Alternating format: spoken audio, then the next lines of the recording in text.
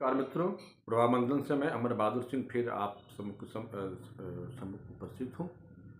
2 हफ्ते के बाद मैं आ रहा हूँ। उसका कारण ये है कि गला जो है वो ख़राब होने से मैं बीच-बीच में वीडियो को सही रूप में ना पेश कर पाता, इसलिए मैं नहीं आया। और हालाँकि अभी भी जो है वो उतना क्लियर वॉइस नहीं है। लेकिन मुझे लगा कि अब इस जंक्शन पे जहाँ बाज़ार एकदम ऐसे जगह पे बॉटम के पास पहुँच रहा है कि हमें कुछ बातें आप सबसे शेयर करनी ज़रूरी है। आपके अब ज्ञान के लिए, मैं मेरे अनुभव के लिए, तो मैं कुछ चीज़ें आपके सम्मुख लाया हूँ। देखिए, ये तो बात मैं हमेशा से कहते आया हूँ, सारे लोगों से मैं कहते आता था कि हर उछाल पे आप अपने स्टॉक को बेचिए। मुझे नहीं मालूम कि कितने लोग हमारी बातों पे यकीन किए होंगे, लेकिन जो लोग भी यकीन किए होंगे, और ये अक्टूबर से ही बात मैं कह रहा था कि हर उछाल पे बेचिए, बाजार नीचे की तरफ है। हाँ, बाउंस ज़रूर एक बार आपको कुछ न कुछ देखने को मिलेगा। और जब भी बाउंस मिलेगा, उसी को हम उछाल कहते हैं, वहाँ पे एक बार अपने स्टॉक खाली कीजिए। ना पूरा कीजिए, थोड़ा ही कीजिए। ये मैं हर वीडियो में आपसे कहते आया हूँ। अगर ये आधार आप लोग अपनाए होते, तो हमें लगता है कि बड़ी नुकसान से आप बच गए होते। पिछला जो वीडियो मेरा था, मैंने उसमें एक बात कही थी कि एक बार बाज़ार जो है, जो अभी जो गिरा था, वो 24,000 के पास उसको पहुंचना चाहिए। वो मेरा टेक्निकल व्यू था, क्योंकि रिट्रेसमेंट जो लाइन थी, उस नीचे से जो गिरावट के बाद वो वहाँ तक पहुँच रहा था, 24,075 तक पहुँच रहा था कि एक बार मार्केट वहाँ पे जाना चाहिए। लेकिन फ्राइडे के दिन हमारा बाज़ार जो है वो 23,938 के आसपास तो गया, लेकिन फिर वहीं से लौट गया। और आज बाज़ार जो है काफ़ी उठा-पटक रहा। एक समय था जब निफ्टी जो 100 अंक पॉजिटिव में भी था, लेकिन शाम को 1 घंटे, डेढ़ घंटे के अंदर ही बाज़ार में बड़ी तेज़ गिरावट आई। इस गिरावट में देखिए 2 आप अनुभव किए होंगे। जो बाज़ार का निफ्टी का जो लीडर है एचडीएफसी बैंक, उसमें बड़ी तेज़ गिरावट आई और लास्ट में बंद 1774-75 के आसपास के बंद हुआ। और एसबीआई का शेयर जो है वो बड़ी पिटाई उसमें हुई और वो 788 के आसपास बंद हुआ। या आप लोग शायद हमारा पिछला वीडियो देखे होंगे, तो मैंने उसमें ये कहा था, एसबीआई आप इसी महीने में आप 800 के नीचे अगर देखेंगे तो कोई ताजुब नहीं होगा। और हमें भी जो है इतनी गिरावट 788 आज ही हो जाएगा, ये मुझे अंदाज़ा नहीं था। मुझे ये लगा था कि 90 और 800 के बीच में कहीं न कहीं वो स्टेबल होगा, लेकिन आज 790 को भी तोड़कर काफ़ी नीचे गया जो है, और 788 पे बंद हुआ। ये 2 बातें एकदम क्लियर है कि बाज़ार में जो बड़े निवेशक हैं, एफआई जो हैं, वो एकदम बाज़ार से वो बाहर होने के मूड में हैं। और चूँकि मैं हमेशा से कहता हूँ कि एफआई जो जिधर जाता है, बाज़ार उधर ही जाता है। तो आप लोगों को भी ये बात अच्छी तरह से समझ लेनी चाहिए थी। देखिए, अगर आपके पास कोई फंडामेंटल नॉलेज है शेयर के बारे में, तो आप शेयर में खरीदिए या बेचिए। आपको टेक्निकल चार्ट पढ़ने आता है, तो भी आप अपना आंकड़ा लगा सकते हैं। लेकिन अगर आपको टेक्निकल चार्ट भी नहीं पता है, फंडामेंटल भी नहीं पता है उस शेयर स्टॉक के, उस कंपनी के, तो कम से कम जो लोग अपना अनुभव आपसे शेयर करते हैं ना, एक बार उन पे आप ज़रूर यकीन कीजिए। और कुछ यकीन नहीं कीजिए तो बाज़ार से आप लड़िए मत। बाज़ार से लड़ने का मतलब है कि बाज़ार अगर नीचे की तरफ जा रहा है, तो आप हमेशा अपना पैसा उसमें लगा रहे हैं कि कितना गिरेगा, कितना गिरेगा। इस तरह की मेंटालिटी आपको बहुत नुकसान करेगी जो है। मैं हमेशा से कहता हूँ, एक बार बाज़ार को स्थिर हो जाने दीजिए। आप भले ही 10 रुपया, 20 रुपया महँगा शेयर खरीद लीजिए, लेकिन शेयर जहाँ खरीदिए वहाँ से बढ़े, ये ज़्यादा बढ़िया है बनस्पत की वहाँ पे कि जहाँ आप खरीदिए लो लेवल पे और वहाँ से भी नीचे आ जाए। अब किसने सोचा था कि टाटा मोटर हो गया या टाटा स्टील या आप देखिए उसका बजाज ऑटो का कितना 13,000 वैल्यू थी, आज 8,787 चल रहा है। करीब 1200 वैल्यू टाटा मोटर की थी, आज 737 पर चल रहा है। यहाँ भी लोग जो है ये सोच रहे होंगे कि बहुत गिर गया, यहाँ पर खरीद लो। मैं हमेशा से कहता हूँ, एक बार स्टेबिलिटी बनने दीजिए, और कम से कम 2-3 सेशन जब वो अपनी चाल जो है वो बढ़ा के रखे, तब आप उसमें खरीदारी कीजिए। नहीं तो ये बाज़ार कहाँ तक जाएगा न हमको पता है, न आपको भी पता है। एक तरह से देखा जाए तो ठीक जिस तरह से रिसेशन होता है, मंदी होता है, ये बाजार उस तरह से चल रहा है कि उसका सिंपल एक उदाहरण मैं आपको दे दूं कि ऐसे मंदी में होता क्या है कि जब बाजार 2% 4% जब रिकवर करता है ऊपर की तरफ, तो आपका जो स्टॉक होता है वो आधा परसेंट 1% बढ़ता है। और ठीक इस बाजार में वैसे ही होता है। आप कोई भी शेयर उठा के देख लीजिए जो आप खरीदे हुए हैं, बाजार जब बढ़ रहा है तो उसमें बढ़ोतरी कम हो रही है, लेकिन जब गिर रहा है तो उसमें जो है गिरावट जो है वो ज़्यादा हो रही है। तो ये तो एक बाजार का स्वभाव है जो आपके साथ मैंने चर्चा किया।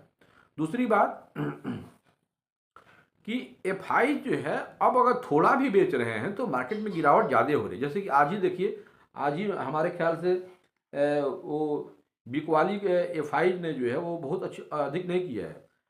कल 1893 करीब 2000 से थोड़ा सा कम करोड़ की जो है वो बिकवाली एफआई ने कैश मार्केट में किया है, और 1427 करोड़ का वो उन्होंने फ्यूचर में खरीदा है। हालांकि ऑप्शन में वो उन्होंने बाई किया है। अब ऑप्शन के बाई का डाटा बहुत कन्फ्यूजन होता है। अब ऑप्शन में क्या बाई किए हुए हैं, कॉल बाई किए हैं या पुट बाई किए हैं। पुट बाई किए हैं यानी कि मार्केट और नीचे जाएगा, कॉल बाई किए हैं यानी कि वो अपने को हेज कर रहे हैं, जो माल बेच रहे हैं उसको हेज कर रहे हैं। कुल मिला जुला करके बाजार बहुत ख़राब है। और अगर उसको अगर हम एनालिसिस करें तो बाजार कल के लिए भी डाउन साइड में दिख रहा है, और ये बाजार निफ्टी जो है हमें लगता है कल 23,400 की इर्द गिर्द अगर आ जाए, 420 आ जाए, 450 आ जाए, तो ये अप्रत्याशित नहीं होगा। जो है इसका जो पहला जो सपोर्ट लग रहा है निफ्टी का वो 23,524 का है। जो दूसरा जो सपोर्ट है वो 23,403 का है। तो बाजार निश्चित रूप से इसी के 403 और 524 इसके रेंज में निफ्टी में होना चाहिए। इम्प्लॉयड वोलेटिलिटी देखिए अभी भी उसको निफ्टी पे निगेटिव है, यानी कि इम्प्लॉयड वोलेटिलिटी ये बता रहा है कि निफ्टी में सेलिंग प्रेशर ज़्यादा है, लेकिन बैंक निफ्टी में उतना सेलिंग प्रेशर नहीं है। निश्चित रूप से बैंक निफ्टी देखिएगा एक बार ये बहुत धोखा देगा। बाजार नीचे आने के बाद एक ही दिन में रिकवरी बड़ी तेज़ी से होगी। इसलिए कभी भी जब आप शॉर्ट पोजीशन बनाइए निफ्टी बैंक निफ्टी में, तो हमेशा आप हेज की पोजीशन बना के रखिए, नहीं तो आप जितना प्रॉफिट कमाएंगे उससे कहीं अधिक आप लॉस कमा देंगे। जो भी आपका डेली प्रॉफिट हो रहा है उसको आपको बुक कीजिए, अगले दिन मत छोड़िए। क्योंकि जो हमारा जो मार्केट है वो एकदम वो करीब 23,500 23,258 जो उसका लो है, उसको अगर ब्रेक करेगा तो फिर तो ये और नीचे जाएगा। लेकिन ये ऐसा बाजार कभी नहीं होता है कि वो ब्रेक एक हफ्ता लगातार नीचे गिरे और वो फिर रिकवरी ले ले। थोड़ा बहुत रिकवरी जरूर लेगा। इसलिए मैं ये कह रहा हूँ कि अगर आप ऑप्शन राइटर हैं तो आप निश्चित रूप से बहुत सजग होकर के इसमें काम कीजिए। अब ये बात होता है कि ये आखिर में इतनी गिरावट क्यों आ रही है। बैंकिंग सेक्टर में भी दबाव है। अभी देखिए एसबीआई अभी एक बाजार से पैसा उठाने के लिए उसने कर्ज लिया। और कर्ज क्यों लिया? इसलिए कि उसके पास डिपॉजिट घट रहे हैं। ये स्थिति बैंक की नहीं है, प्रायः सभी बैंकों की स्थिति है। लोग पैसा म्यूचुअल फंड में एसआईपी में ज़्यादा लगा रहे हैं, और बैंकिंग सिस्टम में जो एक कैश होना चाहिए वो जो है वो कम पड़ रहा है। लिहाजा बैंकों की स्थिति जो है वो बहुत ख़राब है। बैंक के शेयर बहुत टूटेंगे। बैंक में अगर आप अब निवेशित हैं तो निश्चित रूप से ये बात आप संज्ञान में इसको रखिए जो है कि बाजार को नीचे जो है वो बैंक के शेयर जो है वो ज़्यादा लेकर के जाएंगे। निश्चित रूप से सपोर्ट जो है बाजार को आईटी सेक्टर से होगा। तो थोड़ा बहुत आप चाहें तो आप आईटी सेक्टर में आप आईटी सेक्टर हुआ या फार्मा हुआ, जैसे कि हमेशा से हम कहते हैं कि बाजार में जब गिरावट आती है तो सबसे सेफ जो स्टॉक होते हैं, सेक्टर होते हैं, वो फार्मा होते हैं, हेल्थ केयर के होते हैं। इसमें गिरावट उतनी नहीं आती है। तो गिरावट में आप चाहें तो फार्मा उसमें जो है वो अपने स्टॉक को जो है चेंज कर सकते हैं। लेकिन मित्रों ये आज मैं आपके सामने एक बात कह रहा हूँ। आप एक बार अपने सारे स्टॉक को भूल जाइए। आपने क्या खरीदा, कितना नुकसान हुआ, कितना फ़ायदा हुआ। अगर हमारी बातें माने तो 2025 के लिए हम 3 स्टॉक आपको बता रहे हैं। इन 3 स्टॉक में आप अपना पैसा इन्वेस्ट कर दीजिए। अभी भी आप लॉस पे बैठे हैं तो भी अपना लॉस बुक कीजिए और उस पैसे को इन 3 स्टॉक में आप लगा दीजिए। 2025 में ये आप यकीन कीजिए कि आपका जो भी नुकसान है वो आपको प्रॉफिट में दे देगा। ये 3 स्टॉक हैं एचडीएफसी एएमसी, फिनटेक और के फिनटेक और कैम्स, ये तीनों जो है फाइनेंशियल सर्विसेज है। आप सबको पता है कैम्स और फिनटेक ये पूरे म्यूचुअल फंड के जो जो मैनेजमेंट है, जो बिजनेस है उसको ये ट्रैक करती है, रिकॉर्ड रखती है, हिसाब किताब रखती है। तो मेरा मन कहने का मतलब है कि बाजार गिर भी जाए अगर, तो भी ये सब कंपनियां कम से कम इनका जो वर्क है ये कम नहीं होने वाला है जो है। तो आने वाले दिनों में ये तीन स्टॉक बहुत चलेंगे। अभी देखिए के फिनटेक जो है चूंकि बहुत बढ़ गया है, आज सवेरे उसमें करीब 5% की गिरावट थी, लेकिन बाजार जो है कि लास्ट में उसमें 5% की रिकवरी तुरंत हो गई थी। जो बाजार में ये बताता है कि इनमें कितनी जो है स्ट्रेंथ है। लेकिन अगर 52 वीक लो और हाई को देखिए तो उसमें एक बैलेंस रूप में एचडीएफसी एएमसी का जो अभी शेयर प्राइस है करीब 4200 कुछ रुपए के आसपास है। ये यहाँ पे लो और हाई इसमें जो है वो एक जो है कंसिस्टेंसी बनी हुई है। लेकिन कैम्स भी जो है वो बहुत बढ़ा हुआ है, करीब 5000 के आसपास है, और के फिनटेक तो बढ़ा ही हुआ है। लेकिन आप जज नहीं कर सकते हैं, इसलिए आप ये तीनों स्टॉक में आ, आ, आ, अभी से ही आप परचेज करना शुरू कर दीजिए। हर गिरावट में आप इसमें परचेज कीजिए। निश्चित रूप से आप जानिए कि आपका जो नुकसान हुआ है 2025 में ये कवर हो जाएगा। ये सब जो मैं जो तीनों कंपनियों का नाम बताया है ये फाइनेंशियल सर्विस से संबंधित है। और अब ये देखिए होता क्या है, जैसे कि मानिए आप कोई स्टॉक खरीदते हैं, सपोज कर लीजिए कि आपने कोई बैंकिंग शेयर स्टॉक ले लिया, जो एसबीआई ले लिया, एचडीएफसी ले लिया, या रियल्टी का कोई शेयर मान लीजिए आपने डीएलएफ ले लिया, या आप मेटल सेक्टर में हिंडाल्को हुआ, टाटा स्टील हो गया। देखिए जब ये सब आप स्टॉक खरीदते हैं ना, तो इनके शेयर प्राइस का जो मूवमेंट होता है ये देखा जाता है कि ये कंपनियां क्या कर रही हैं, इनके पास कितना ऑर्डर है, ये कितना इनके पास डेप्ट है, ये प्राइस लेने लायक है या नहीं लेने लायक है। ये सब तमाम चीज़ें होती हैं और वो आप इसको जज नहीं कर पाते हैं। ये सब बातें जब क्वार्टरली जब रिजल्ट आते हैं तब उसमें मालूम चलता है। तो 3 महीने तक तो आपको मालूम नहीं चलेगा, तो आप कहाँ पे हैं ये आप खुद अंदाज़ा नहीं होगा। तो मेरा कहने का मतलब है कि स्टॉक में बने रहेंगे तो आपको नुकसान भी कर सकता है जो है। लेकिन ये जो मैं बताया जो फाइनेंशियल जो तीनों सर्विसेज हैं, क्योंकि इनका इनका काम ही है, चाहे वो बाजार नीचे जाए चाहे ऊपर जाए, इनका काम जो है वो अवरुद्ध नहीं होने वाला है।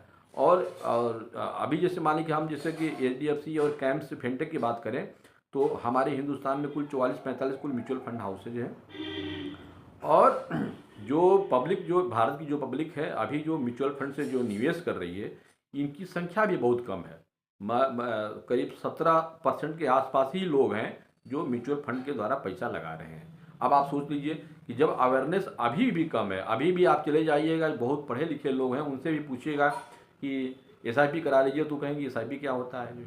ये मैं उन लोगों की बात कर रहा हूँ जो कई साल से सरकारी सेवाओं में हैं, उनको भी ये सब पता ही नहीं है। तो मेरे कहने का मतलब है कि एक बहुत लार्ज पॉपुलेशन करीब 80% के आसपास अभी भी म्यूचुअल फंड से वो इन्वेस्टमेंट से दूर है। वो सब जब आएगा तब ये काम और बढ़ेगा, और फिर ये जो स्टॉक तीनों हम बताएं, चाहे कैम्स हो, के फिनटेक हो और एचडीएफसी एएमसी हो, ये इसमें जो है हमें जो लगता है कि इसमें एक बहुत बड़ी चाल लग रही है जो है इन स्टॉक में। आपसे भी आप अगर अगर अगर हमारे पे विश्वास कर रहे हैं तो आप निश्चित रूप से हर गिरावट में एचडीएफसी एएमसी, के फिनटेक और एक जो स्टॉक और बताएं हम आपको, कैम्स, इन तीनों स्टॉक पे एक बार आप नज़र रखिए।